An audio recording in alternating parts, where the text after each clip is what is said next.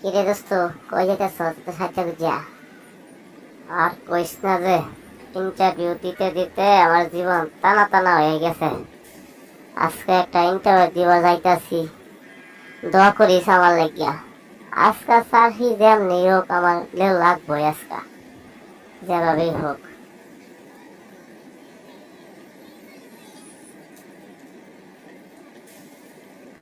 আইনে তো মাশাল্লাহ অনেক স্মার্ট আসুন।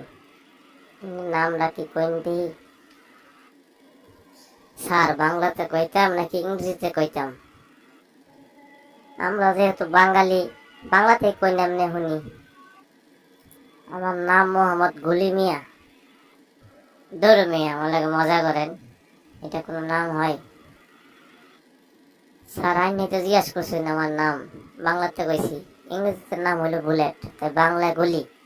মোহাম্মদ গুলি মিয়া। আচ্ছা যাই হোক, কাজে কথায় আসি।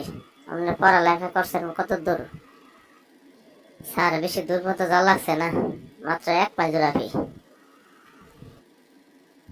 1 মাইল মানে এটা আবার কি? হ্যাঁ স্যার, আমার বাড়ি থেকে আমার বিদ্যালয় 1 মাইল জোড়াফি। আইনা কইছেন না আমার পড়ালেখা কত দূর করছি, এই জন্য স্যার কইলাম।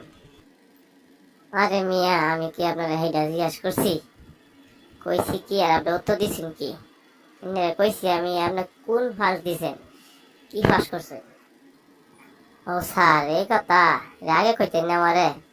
আমি তো মনে করছি আমার বিদ্যালয় কত জোড়াফি, এই কথা কইছি। আসলে হয়েছে কি স্যার জানুন, ইন্টারভিউয়ের দান্দায় পড়ে আমি সব কিছু ভুলে গেছি। আচ্ছা আচ্ছা, আমি বুঝে গেছি। আপনার সব তথ্য আমি ফাইল থেকে দেখে নেন। রান্নায় আমি যা যা প্রশ্ন করি, সব সঠিক উত্তর দিন না, তাহলে হইব।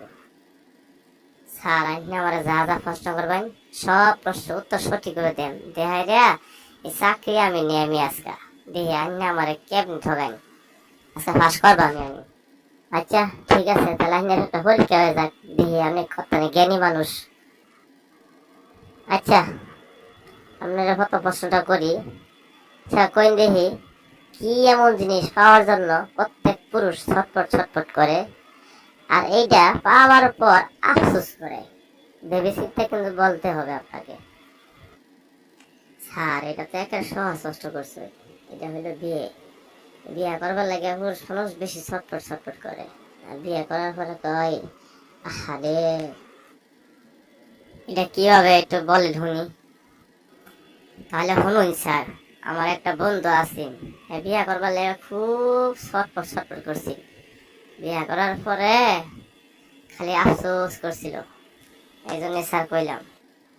হ্যাঁ, এটা একটা খারাপ কোয়েশ্চেন না, এটার সাথে আমিও একমত আছি। হ্যাঁ যাই হোক, আপনার আমার দ্বিতীয় প্রশ্ন বাংলাদেশের ঋতু কয়টা কইন?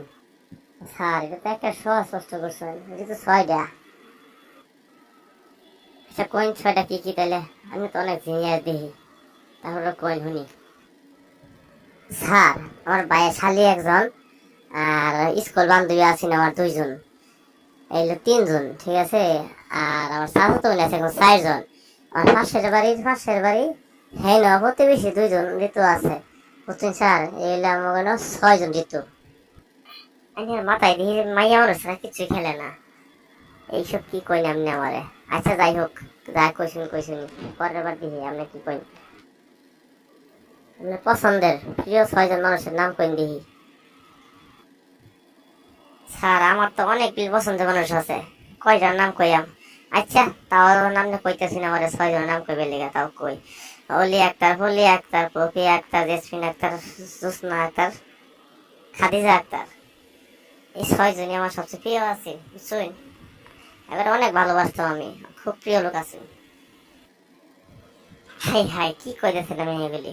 আপনার আমি কইছি কি আর আপনি কইতেছেন কি আমারে? আমি চাইলাম কি, আমার দিল কি? আপনি যে কইলেন সবটি তো গার্লফ্রেন্ডের নাম কইলেন, আপনার মাথায় কি মাইয়া মানুষের কিচ্ছু খেলা না? আচ্ছা কইন দেখি, আপনি কিভাবে ঘুমান? স্যার এটা তো সহজ স্পষ্ট করলাম, বালিশ নিয়ে ঘুমাই, আর আমি সবসময় চিপতে ঘুমাইতে পছন্দ করি। আহ কি ঘুম হয়, নাক ডেকে ঘুমাই সারা রাত। অনেক খুশি ইন্টারভিউ আপনার, আর কিছুক্ষণ ইন্টারভিউ আপনার নিলে আমার এই ডাক্তারের কাছে নেওয়া লাগবে।